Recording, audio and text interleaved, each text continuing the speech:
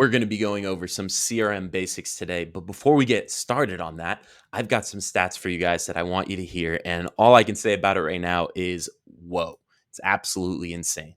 So, what are those? Agents reach out to a mere 29% of leads that come into their database, wasting about 71% of leads, which basically go without contact. Now, we can't have that happening, right? We want to get some deals. Now, those who reach out follow up on average once. And if you've heard any of my CRM trainings, you know that it basically goes one, two, three, four contacts, and then 95% of agents do not follow up ever again, which is absolutely astounding because get this, it's very costly. The average lead takes 183 days to convert. So if we are falling off after four contacts or only following up for 30 days, what does this tell us? It tells us we're not likely to get the deals that we're expecting because our clients aren't ready for, on average, 183 days. And when it's a challenging market, it could be even longer. All right. So obviously, that's not you guys, right? Not you guys because you joined here and you are working with our brokerage to get your CRMs, your systems, your structures in place. So let's figure out some of those solutions and how we're going to solve this problem. Okay. So we call this the laws of the pipeline. And I'm just going to go read over this right here. Some of this information that I have here. Organize your clients in a way that allows you to work with multiple clients at once and guide them from first meeting to closing a deal. You're creating a process that ensures no client falls through the cracks. And these are brokerage wide standards for lead stages. So it's a sales funnel that we've created for you guys. And it's going to make sense, trust me, as I go through it from meeting a client to closing a deal. And the main thing to get here, it's a law of the pipeline. It's a law because these are brokerage wide standards that do not change. Okay. For customizations, you can always use tags, smart lists. There's lots of other ways that you're going to be able to make this work for you. But at the end of the day, just know stages are going to be fixed in these definitions. And the bottom line is we created it to make your life easier. And we've obviously with the brokerage, we have marketing, we have systems and operations, SOPs, right? We have all these trainings and automations, text message automations, email automations, AI. All of these tools are going to work around these lead stages that we put here. So if you try to work out of it and create your own rules and laws of the pipeline, the stuff that we create isn't going to work for you. And I don't know what to tell you. If you want your life to be easier and you want to use our stuff, then you got to follow the laws of the pipeline. Now, one other thing I want to point out here is over here, I've got someone on a beach, sunset, hammock, reading a book. Why do you think I have that there? What does this tell you? Right? It's basically the idea of this. I want you to think of having your CRM so dialed in, so unique to you, have all your automations in place that no one falls through the cracks so that you can take vacations on the weekends for a month. Who cares? And your CRM is doing all the heavy lifting for you. Your CRM is doing the follow up. There's videos of you, the duplicate, the clone of yourself, talking and servicing your customers while you're out taking a break and doing the things that you love. I want you to remember how important it is to have the laws of the pipeline in place and your CRM in place, because that is the thing that's going to allow you to have those trips, those vacations, and not be bogged down by the weight of clients and all the different crazy things that happen as a real estate agent. So let's hop into the stages. Okay. So we will be doing these stages through Follow Up Boss. That's our CRM right now. But the CRM could be any CRM. You can create a stage in any CRM that you're using. For us, it will be Follow Up Boss. But I want you to know this. You got to trust yourself. You can do this. All right. I know it's technical and it can get kind of crazy, but don't worry. We're going to get through it. So here we are with our first stage. Okay. And I want to give you a bit basic structure of what this is going to look like. You're going to have your definition, your lead, your definition, your commitment, what you will do, and then the next steps for what you'll do to move that person down the funnel. Okay. So it's going to start at lead and it's going to end at sale closed, right? So you start by meeting them and then going all the way through here. So pay attention to that structure as we follow through, because these are your instructions. These are the things that you need to memorize in order to move forward within our CRM and make it work for you. So, lead, what is the definition? A new lead should only be in that stage for 24 hours. That's because when a lead comes in, what's the thing we say? We say speed to lead, okay? So if a lead comes into your CRM or they register with your open house using our YLOPO QR code, or they come in through a Facebook ad, or they're meeting on your website, or they're filling out a form, whatever it is, or you're putting them in from your sphere, whatever it is, they should only be in there for 24 hours, because that is not any action that's going to take them and move them forward in the pipeline. This is just the initial registration. Your commitment is to attempt to contact them within 24 hours, okay? We want to be able to talk to them. And within your CRM, in Follow Up Boss, there's a tasks list. And you can expect e-alerts in your tasks in Follow Up Boss that will continue moving the lead down the pipeline. And they're reminders of the steps that you should be taking. It could be a call, a text, an email. It could be an automation that you need to add to them. But keep an eye out for those e-alerts, because all these stages will always have those. And we're going to basically either move them to attempted contact, spoke with customer, or appointment set. Those are the next lead stages that come in, the definitions. So a lead comes in, and then you got to contact them within 24 hours. Now you're moving them to attempted contact. That's why they shouldn't be in there for longer than 24 hours. And then if you do speak with them, you're moving them to spoke with customer. Or if you set an appointment, get right to the appointment set part. So let's continue on. Attempted contact. So this is what I was talking about when you need to contact them more than once, right? And more than 4 times, and probably more than 30 days. So that's when the contact has 27 touches for a call, text, or email. We have lots of automations that will teach you how to do, but you want to ultimately make sure that you're following up more than once. When you do attempt to contact them, your commitment is that the contact should start daily, then weekly, then monthly over the course of 90 days. And you're going to pay very close attention to this. Add 2 YLOPO stars in your follow up, boss. So add the YLOPO stars link as a custom field, and that is going to trigger Raya, an AI automation that we'll talk about in one of the YLOPO trainings. But basically, what's going to happen is as you attempt to contact this person, Raya is going to act as your assistant. So I'm Josh, the real estate agent, right? And it's going to say, hey, this is Josh's assistant contacting on his behalf because I saw that you were looking at 123 Main Street. Are you still interested in the home? So if you put the YLOPO stars link on there, Raya will be activated, and that's going to be really helpful for this 27 touch points. The next step is, if answered, you're going to move to spoke with customer or appointment set, the next 2 lead stages. But if you don't get a response within 90 days, you're going to move them to nurture. So remember, attempted contact, we need to be able to talk to this person for 3 months before we move them into nurture. Okay? Spoke with customer. So you finally spoke to them, you got in contact. It's a two-way convo.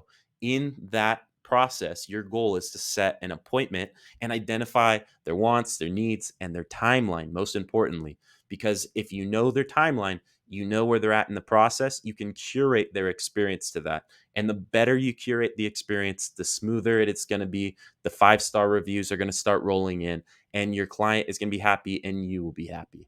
Your commitment is to follow up until the timeline is established. Get the date, the time, and the location of your appointment. So this can be a showing. This can be a listing appointment. This can be a buyer consultation. This can be an equity review. Any one of those things would classify as an appointment to set, okay? And you don't want to really be wasting your time doing any appointments that don't fall under those categories, okay? Next steps. If the appointment is set, move to appointment set. Makes sense, right? And if unwilling to set an appointment and they're not pre-approved and not paying cash, and maybe they're more than 9 months from moving, then move to nurture, okay? And let your automations work your nurture leads. Next step. Oh, power of your team. I want to give you a reminder. You joined because you have the power of the team here. You are not alone. You have the support of us to help you figure all these things out. So if you're feeling overwhelmed so far, if you're wondering about the changes that you're about to put into place. Don't worry, we will do it together, and we are going to work as a team on this one. Let's keep moving forward. Appointment set. So the definition, appointment set for an equity review, buyer consult, showing, or listing appointment. That's an appointment, right? Like I was saying.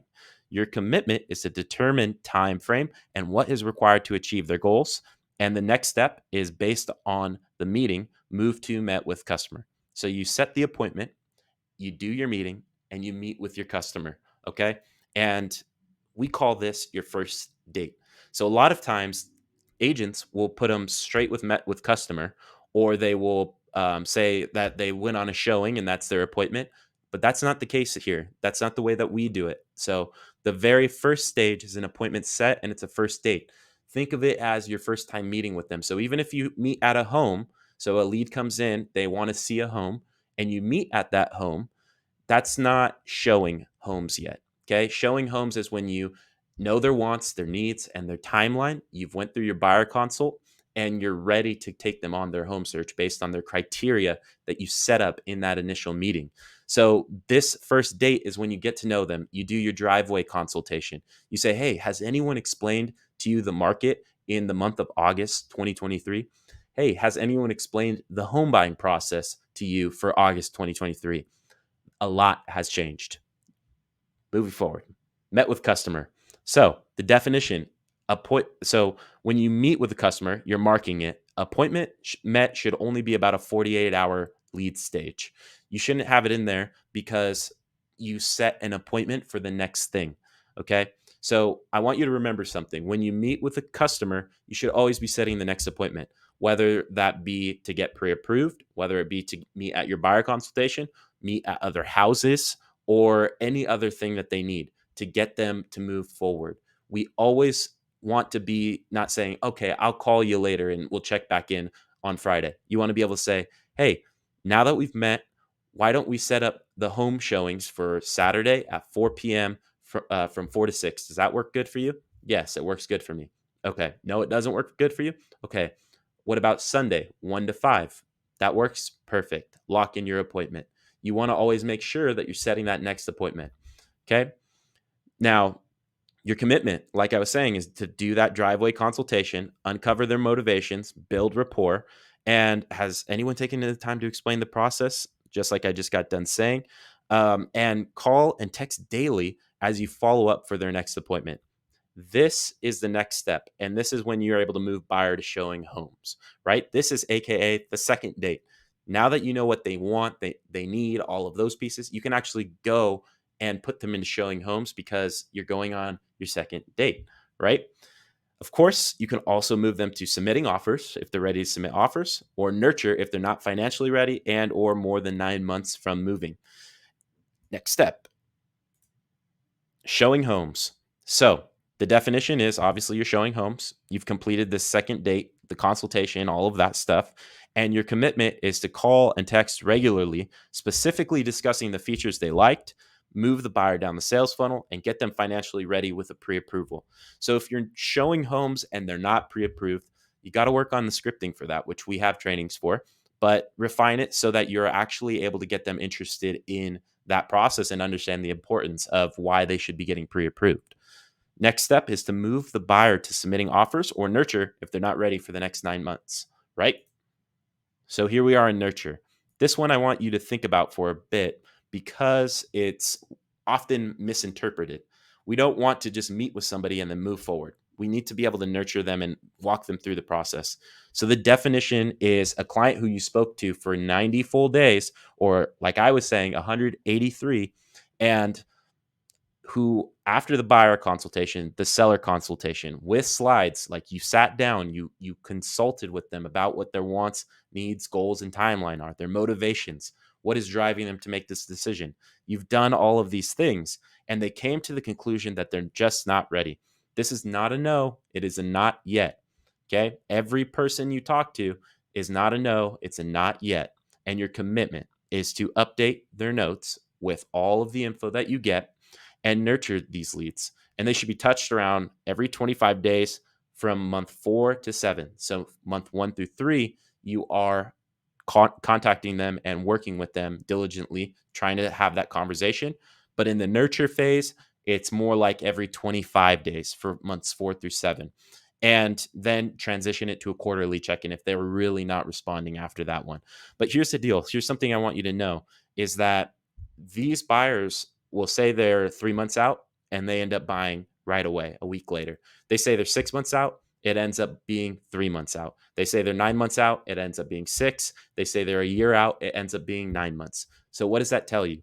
When you organize your nurture stages, you want to be able to know their timeline and where they're at because you're going to contact them way before they say they're actually ready. So, if a client says they're ready in 6 months, when are you going to call them? 3 months in, right? So, you're going to put them on a drip campaign related to their problem. So, whatever it is that stopped them from making their decision, you should have action plans in place and automations in place and videos that teach them what they should be doing to move the needle forward in their spot. Okay. Tag 3 months, 6 months, 9 months, or 12 months out. Put the tag in so that you can always follow up every 3 months, every 6 months, every 9 months, every 12 months, and tag them with the issue that's holding them back and assign an appropriate action plan to solve the issue. Keep them in nurture until they are ready to purchase or sell and invite them to client events, which I think is perfect. You don't always have to push them to buy or sell. You can't force them. They're going to make that decision for themselves when they realize it's right. But you can always invite them to client appreciation events and make sure that you're top of mind, right? So here's the big gist here. I got a little bit of chopping wood, and you got to stop waiting for your moment and keep training for your moment so that when the opportunity comes and the opportunity of your dreams come, you won't flinch, you won't fret, but you'll step up and trust your training. Okay. This is a process from a quote. It's a quote from a book called Chop Wood, Carry Water. 100%. It's a short read. I recommend that you read it. But the bottom line is this: you got to prep now and get into the habit of doing these things because when that person is ready to buy or sell, they're going to pick you because you were the one who routinely chopped wood, carried water, chop wood, carry water. You continued to train, you continued to put your processes in place and follow your processes and not just try it once and then never do it again. You continue that. And what happens is that consistency leads to the results. So think about that one as far as your mindset goes. Moving forward, submitting offers. Definition. So submitting offers on their behalf of a client, even if you know it won't get accepted, you're doing your best to get these offers accepted. If you don't have a way of submitting offers, a strategy or scripts, we have those. They're all in career training. Your commitment is just continue to submit offers. And the next step is if offer is not accepted and a buyer has a pre-approval or is paying cash, you never move them to nurture, even if the buyer wants to wait. You got to make sure that you're maintaining that motivation, maintaining the, hey, you said that you're having a baby in 6 months. We got to get you into this house. Hey, your job offer depends on this commute, and you have 3 months before you get that new job. We got to get you into this house. Hey, remember you said this house is too small. It's driving you crazy. Remember how that feels? We got to continue moving forward so that we get you into the bigger house, the nicer house with the cool backyard barbecue. Under contract. Definition is they're under contract. You get it. Maintain quality communication. Add to offer accepted SOP automation. When they're under contract, you should be putting them into now your customer experience side of things where it's like, congratulations, your offer is accepted. Here are the next steps. And then you go over multiple other videos like what is escrow? What are the contracts? And you create these videos in place for all the things that you find yourself answering more than once whenever you work with a client. So if you work with 5 clients and they all ask you what escrow is, it should tell you you should make a what is escrow video. If they all have the same question about a certain part of the contract, make a video on that certain part of the contract, just like I'm doing here, and screen record. The next step is if the deal closes, move the sale to close and activate the sale closed action. That's where you start them on their home anniversaries and make them a client for life because you're a real estate advisor, not just a real estate agent. Real estate agent, when the deal closes, they say, bye, see you later, and they never contact them again. And what do we know? That's a loss of future commission checks, one, and it's just a waste of time, money, and energy because it's so much easier to convert and continue working with someone you know versus trying to start from scratch at the very beginning of the stage and have to re-nurture and convince them to work with you, which is just so challenging. So we're going to put them into the sale closed action plan. But if the offer falls out, We're going to move back to submitting offers or showing homes. Okay. We never move them forward until they're ready to go. And now we finally made it. Congratulations. You've made it to the sale close, the final step in the lead stages. So the agent sold them the house and earned a commission. If you didn't earn a commission on this, don't put sale closed. I've seen a lot of agents do this. Do not enter that if it was another agent, okay? These are your clients. We want to make sure you're contacting them relevant and they're not like, whoa, why am I getting this happy home anniversary? I'm so glad we worked together email from Josh, but it was a completely different agent that actually helped me work, right? Or buy the house. So the commitment is send follow up automation for 30 days. And you're going to be able to say so many different great things, give them resources, vendors, lawnmowers, home care, all of those things that they need as they're buying at restaurants, date nights, all of those things. You're going to put all that stuff into a nice, neat package so that not only are you there for the closing, you're there beyond the closing and you're showing that for real for the first time. Hopefully, not the first time, actually. Next step, maintain annual equity reviews with the game plan to invest in more properties. Add to past client event invites from now on and ask for referrals like once or twice a year. Now, imagine this. This is the simplest example. If you had 50 clients in your database, maybe you closed 25 year one, 25 year two, and now you have 50, and you got one referral from those clients, that's 50 deals in your pipeline from your book of business that you did not have to start completely from scratch convincing. That referral business is key to getting into the higher numbers of production above the 15 to 20 deal mark. And if you're at like the 5 or 6 deal mark, lots more ahead when you get these referrals in place versus trying to generate 50 deals organically. Okay. Referrals are going to be the greatest.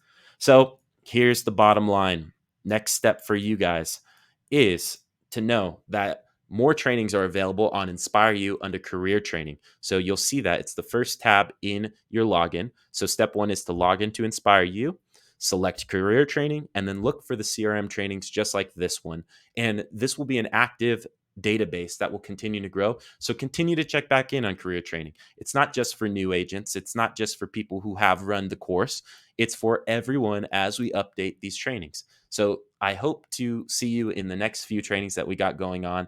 And if you have any questions, be sure to reach out to your team lead or feel free to schedule an appointment with me. But I'll see you soon.